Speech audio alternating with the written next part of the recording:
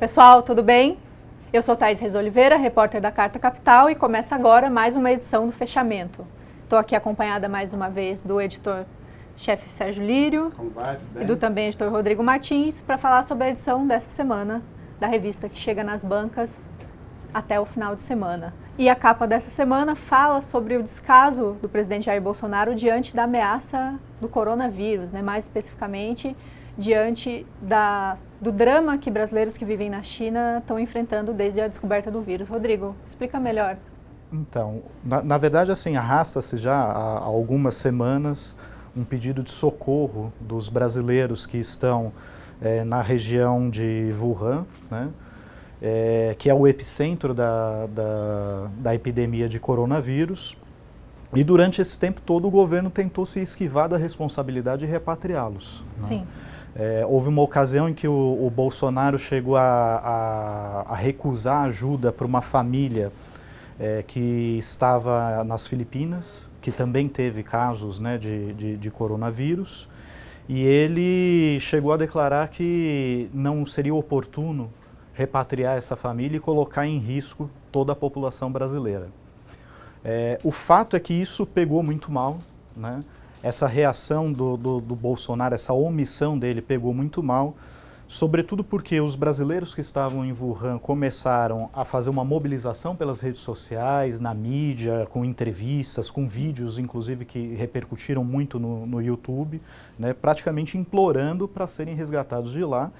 E também porque vários outros governos, como a Alemanha, a França, Reino Unido e o próprio Estados Unidos, né, que o Bolsonaro gosta sempre de cultuar, gosta de bater continência para a bandeira norte-americana, eles resgataram os seus cidadãos que estavam nessa zona, né, que é mais problemática da epidemia de coronavírus na China. Né, não procede a versão falaciosa de que a China impõe obstáculos para a remoção dos estrangeiros. Tanto isso é verdade que os Estados Unidos trouxe num voo fretado 195 cidadãos americanos, né? Isso ainda no dia 30 de janeiro. Claro que quando eles chegam, eles ficam em quarentena e tal. E quando a situação ficou muito feia, né, muito deprimente, o Bolsonaro começou a se justificar dizendo que o problema era a ausência de um marco legal de quarentena, né, empurrou aquele projeto para ser aprovado no Congresso, foi aprovado rapidamente, né, mas esse socorro ele demorou aí pelo menos 2 semanas para ocorrer. E assim, chama a atenção também, né, que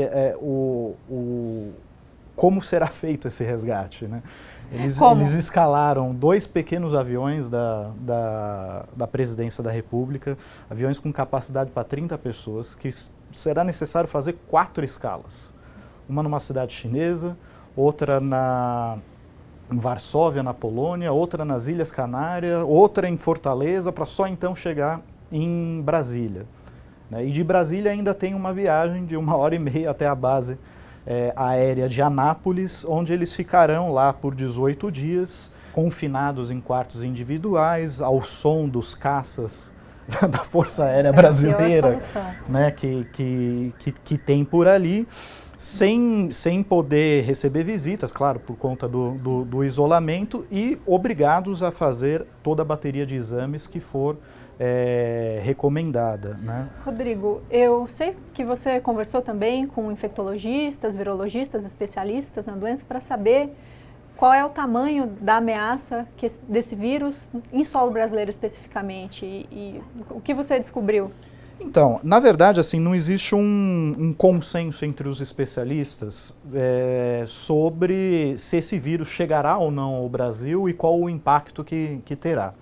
Alguns acreditam que pela dinâmica do vírus está muito concentrada na China e a China conseguiu fazer mesmo um cordão de isolamento e tal, acreditam que talvez esse vírus nem chegue em solo brasileiro.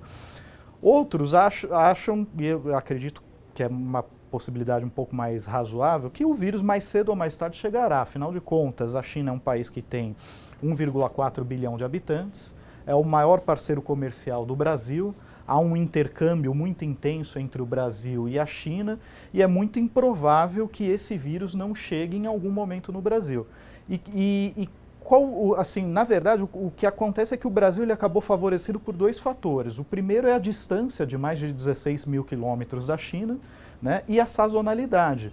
Os países que estão registrando casos de coronavírus, não por acaso estão no hemisfério norte, onde é inverno nesse momento. Sim. E que é um ambiente propício para a proliferação de doenças respiratórias, né? Então, se esse vírus chegar no Brasil e em maio, junho, né, que é o nosso inverno, existe sim o risco de uma grande proliferação do vírus no Brasil. E aí a grande questão que fica é se o SUS vai ser capaz de superar mais essa aprovação, né? Lembrando que assim, não é só a ameaça do coronavírus, né? No ano passado a gente teve mais de 1,5 milhão de casos de dengue. Esses casos resultaram em mais de 700 mortes. Nós tivemos quase 130 mil casos de chikungunya, que resultaram em 90 mortes. Nós tivemos mais de 13 mil casos de sarampo, uma doença que pode ser perfeitamente evitada com vacinação, com a vacina tríplice, né? E tem mais de 1.900 municípios que não têm a vacina no percentual recomendado pelo Ministério da Saúde. Então o coronavírus, se ele chegar ao Brasil, ele vai se somar a todo esse conjunto de problemas que nós já temos. Sim. Né? E lembrando que o SUS ele está absolutamente subfinanciado, ele está sobrecarregado, a crise empurrou mais de 3 milhões de brasileiros de planos de saúde privados para o SUS, né? A despeito do crescimento da população, do envelhecimento da população e desses 3 milhões que vão para o SUS, o orçamento do Ministério da Saúde é inferior ao de 2 anos atrás. A Thaís mesmo escreveu uma matéria no final do ano passado sobre o desfinanciamento do SUS. O SUS ele sempre viveu um processo de subfinanciamento, né? Um sistema que recebia muito pouco para que se mantivesse a saúde universal e gratuita. O que acontece agora é um processo de desfinanciamento. Nessa reportagem que você mencionou, eu trouxe um pouco da preocupação dos gestores municipais de saúde do Brasil inteiro com uma mudança no processo de repasse federal que na prática vai diminuir o caixa, né, diminuir o caixa federal nessas cidades e fazer com que os municípios que já vivem sem dinheiro, a maioria dos municípios é paupérrimo, sobrevive à base de repasses, fique completamente desguarnecido no financiamento à saúde municipal. Então é um processo gravíssimo, eu não consigo nem imaginar como seria difícil para a saúde brasileira, como ela está estruturada hoje, lidar com a chegada de uma epidemia estrangeira. E o governo, assim, ele anunciou algumas medidas paliativas, né? Ele decretou situação de emergência, mas para quê? O próprio ministro falou, para fins administrativos, leia-se, para conseguir fazer compras de insumos, de materiais, com dispensa de licitação, sem os entraves burocráticos que costumam existir. Né? Foi anunciado um investimento de 140 milhões para compra de equipamentos de segurança para os profissionais da saúde, compra de medicamentos e tal. E também anunciou-se a intenção de alugar leitos de UTI da rede privada. Né? Só que qual que é o grande gargalo do SUS se eventualmente tiver um novo surto no Brasil? O gargalo ele está na ponta, ele está nos prontos-socorros, ele está na rede de atenção primária, né? E também nos próprios hospitais. Sim. Então, assim, teve, por exemplo, o Rivaldo Venâncio da Fiocruz, ele comentou comigo que é comum haver casos de pacientes com dengue que vão num posto de saúde ou numa unidade de pronto atendimento, ficam 2, 3 horas esperando, se cansam, voltam para casa e quando retornam já estão com a doença agravada, né? Se você imaginar isso para uma pessoa que está com coronavírus, ela não só vai agravar o quadro dela, mas ela vai passar o vírus para todo mundo que estiver ali Sim. acompanhando essa espera, né? Os hospitais públicos, há um déficit crônico de leitos de UTI, mas o déficit de leitos de UTI também existe na rede privada. O ex-ministro Arthur Quioro falou que mesmo quem tem um plano de saúde mais simples, às vezes espera horas ou dias para conseguir um leito Sim, de UTI. Com certeza. Né? Então, assim, não é tão simples resolver esses gargalos, né? Então, assim, seria mais um problema, mais um problema grave, né? Para testar os limites do SUS, que está sobrecarregado, subfinanciado, na pior. E, aliás, eu estava até comentando com o Sérgio também, assim, o desprezo do Bolsonaro, cada vez que surge uma ameaça como essa, um problema como esse, né? Assim, o Bolsonaro já deixou claro que ele não governa para o Brasil inteiro, ele não é o presidente do Brasil, né? Ele preside para um grupo específico e para interesses bem claros, né? No mercado financeiro e tal. Se a gente pegar o histórico aí de desastres naturais que aconteceram no Brasil, um comportamento muito semelhante, né? Primeiro, nenhum interesse, nenhuma empatia, nenhuma mensagem. Vamos lembrar aqui do que aconteceu, por exemplo, com o derramamento de óleo nas praias do Nordeste, que ele, em vez de pensar numa solução, ficou tentando provar que a culpa era da Venezuela para fazer ali uma guerrinha regional e do interesse dos Estados Unidos, né? Ou depois acusou o Greenpeace.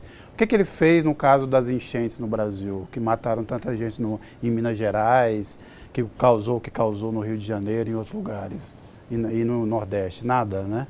Nada. Você não viu uma declaração, uma palavra de apoio. Ele nem fez aquele gesto populista, mas que é natural de qualquer presidente da República, de qualquer governante, que diante de uma situação dessa, pelo menos fazer a cena de sobrevoar a região, conversar com alguém, pelo menos para fazer umas fotos e mostrar preocupação.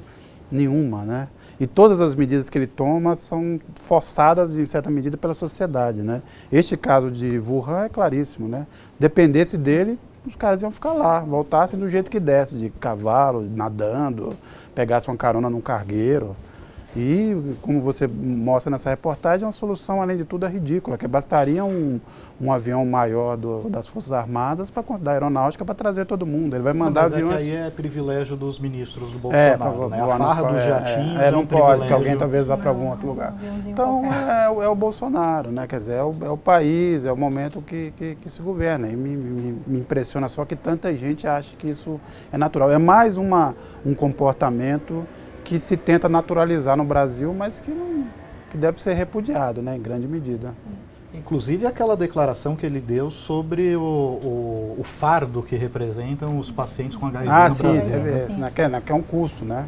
É um custo. Um custo para o Brasil, né? Como se os pacientes, ele já tinha feito, aliás, um argumento muito soropositivos e o Brasil fossem coisas separadas.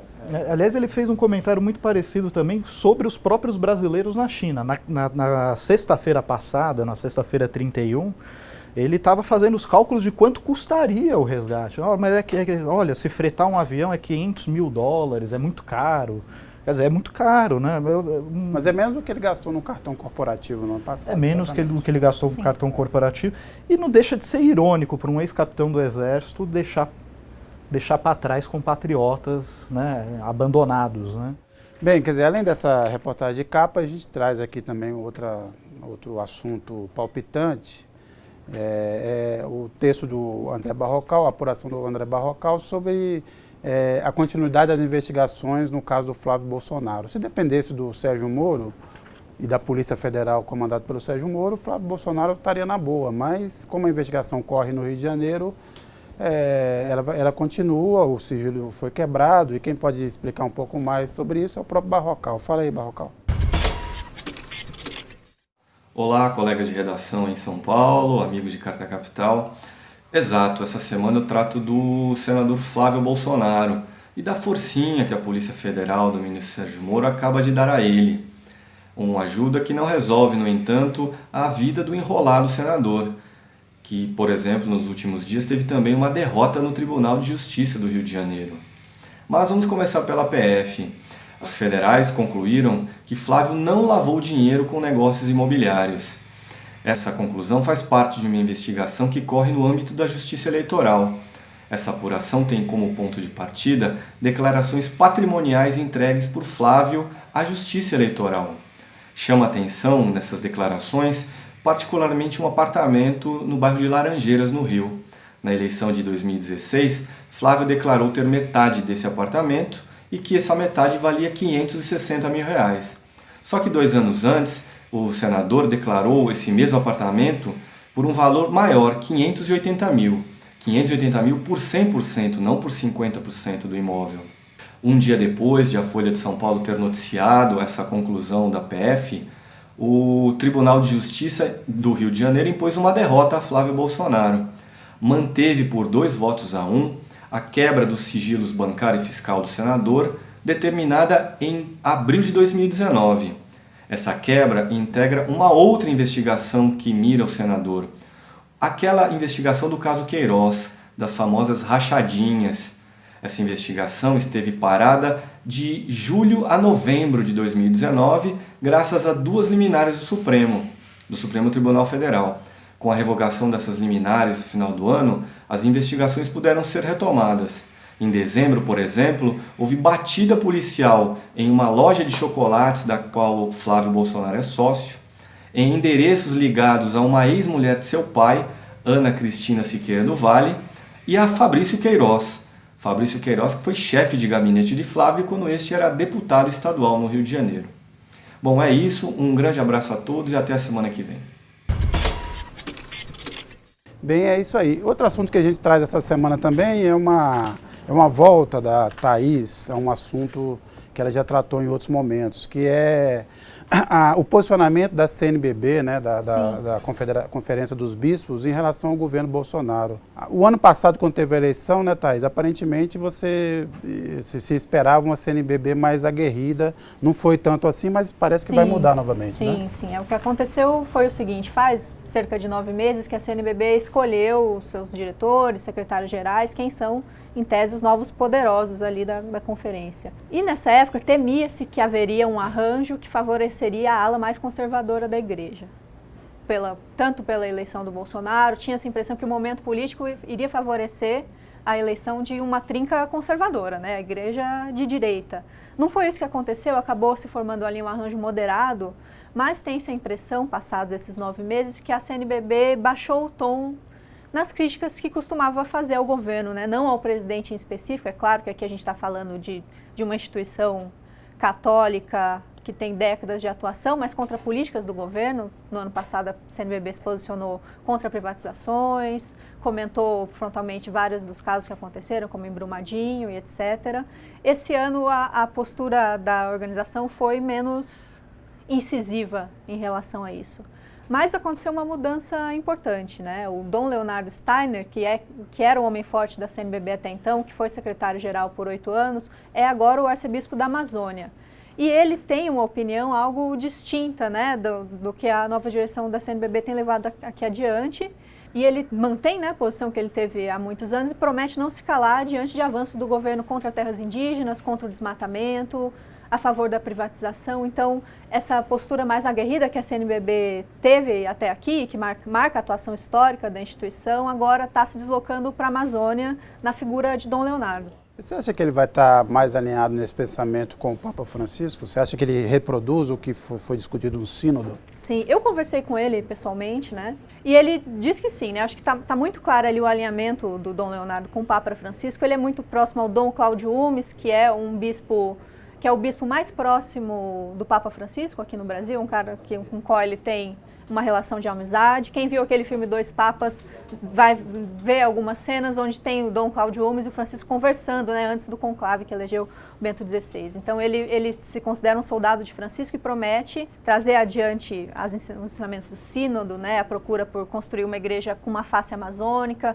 por incorporar um rito que tenha mais a cara daquela população, por participar diretamente da vida das populações da Amazônia, e ele vai levar isso adiante. Tem uma frase, né, que ele me disse que chamou muito a atenção, que a CNBB sempre teve um papel histórico na vida das pessoas. Mesmo que agora haja quem queira que a CNBB se cale, que ele promete não se calar e que nenhum dos padres, nenhum dos bispos que ele conheceu leu Marx, mas eles seguem a palavra do Evangelho, vão continuar defendendo os pobres, o Evangelho, fazer a opção pelos mais vulneráveis. Agora, Thaís, por que você acha que a CNBB foi tão cautelosa depois da eleição em que se esperava um posicionamento um pouco mais claro? Ninguém está falando que a CNBB precisaria ir para um confronto direto com o governo. Não, de jeito nenhum, né? isso jamais Mas aconteceu. Mas ela, na verdade, ela passou um pouco ao léu de tudo que aconteceu, à margem de tudo que aconteceu, né? Me parece que depois de um momento muito polêmico ali, que foi a eleição e os preparativos para o sínodo, né? Quem acompanha esse tema deve se lembrar que o presidente Bolsonaro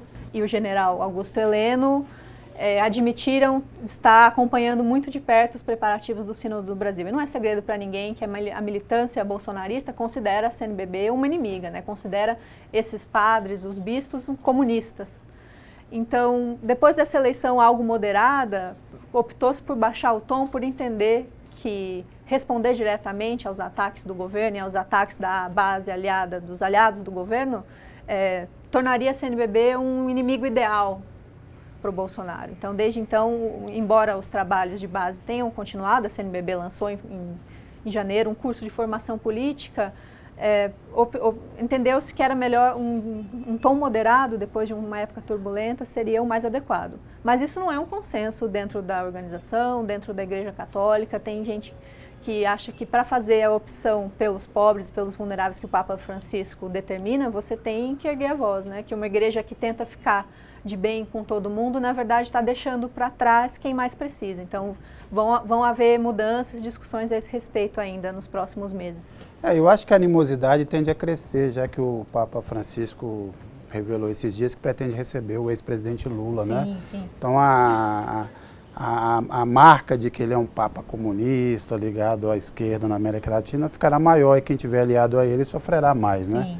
Eu acho que isso é um pouco dos acontecimentos. Outra matéria interessante que a gente tem nessa edição é sobre as mudanças no FIES, que não são muito, vamos dizer assim, favoráveis e interessantes para os alunos e os inadimplentes, principalmente, né? Vocês dois, tanto você, Thaís, quanto o Rodrigo, que fizeram recentemente também matérias nessa linha, que se juntam agora a esse conteúdo publicado, que é de autoria da Ana Luísa Basílio. O que vocês acham? Thaís, você que já recentemente fez uma matéria sobre o número de formados que não conseguem emprego, e vários deles, obviamente, recorreram a FIES. Como é que você acha que fica essa situação agora, com o risco de o direito das universidades de entrarem na justiça contra quem não pagou? Eu acho que a preocupação que aparece, primeiro, para quem tem a minha faixa de idade, entende um pouco os dramas dessa geração, é que a gente tem um contingente de jovens que estão desempregados e que, quando empregados, ganham menos do que as gerações anteriores, deixam a faculdade agora com uma dívida enorme para pagar, né? Porque se eles serão executados, quer dizer que podem ter os bens penhorados, né? Então, é difícil pensar o que vai acontecer com essa geração que, por questões políticas e da crise, chega a um mercado de trabalho turbulento e com uma dívida. Estados Unidos é um exemplo ruim desse caso, né? Somadas essas dívidas dos jovens americanos, é uma quantia trilionária, né? É a grande questão que está sendo discutida pelo Sanders, por outros representantes do Partido Democrata. Então, me chama a atenção, né? É triste, esse caso é um desmonte do FIES, que tem problemas, né? Acho que é discutível a importância do FIES na educação, mas é preocupante que haja nos próximos anos um cenário parecido com esse. Aliás, o que me chama a atenção também é assim, no governo Temer houve um grande perdão de dívidas tributárias, né, de empresários. O Bolsonaro também acena aí com perdão de dívidas de ruralistas e tal. Sempre existe uma condescendência muito forte, né, dos governos em relação às dívidas de empresários, de ruralistas e tal, mas do estudante, que, como a Thaís mencionou, ele está saindo sem emprego, da universidade sem emprego, quando acha um emprego, ganha pouco, não na ocupação para a qual ele se formou e tal, você vai executar a dívida, é uma crueldade realmente desnecessária. Sim, né? Acho que se junta ao cenário de fila do INSS, de desaposentadoria. Eu me lembrei agora, nós acabamos de comentar aqui a declaração infeliz do Bolsonaro a respeito dos soropositivos, portadores de HIV, é que desde 2018, muitos portadores de HIV que tinham aposentadoria por invalidez concedida pelo governo estão sendo desaposentados, né? Eu conversei na semana passada com um cabeleireiro aqui de São Paulo, que é aposentado desde 2002, passou por diversas internações, teve aposentadoria concedida e conseguiu, por questão do benefício, se tratar. Em 2018, teve a aposentadoria cortada. Em questão de 2 dias, a perícia disse a ele que ele não estava desaposentado. Ele perdeu esse benefício. Agora ele tenta recorrer, tenta recuperar o benefício para que ele possa continuar se tratando, né? O que ele me disse é que só não passou fome porque o companheiro conseguiu segurar as pontas em casa, né? Então, é uma crueldade sem tamanho num Brasil que perdoa dívidas, né, de empresário que quer renegociar dívidas, está fazendo as pessoas que mais precisam pagarem a conta. E em cultura, o editor JB Medeiros fala sobre as comemorações do centenário de Sivuca, na Paraíba. JB, é contigo. O maestro, compositor, arranjador e multi-instrumentista Sivuca vai ser objeto de uma grande celebração na Paraíba esse ano. O estado da Paraíba, onde ele nasceu, vai festejar os 90 anos do nascimento dele com uma série de atividades que vai envolver todas as crianças da rede pública. As canções dele vão ser muito difundidas e também vai ter um festival na cidade de Itabaiana, onde ele nasceu.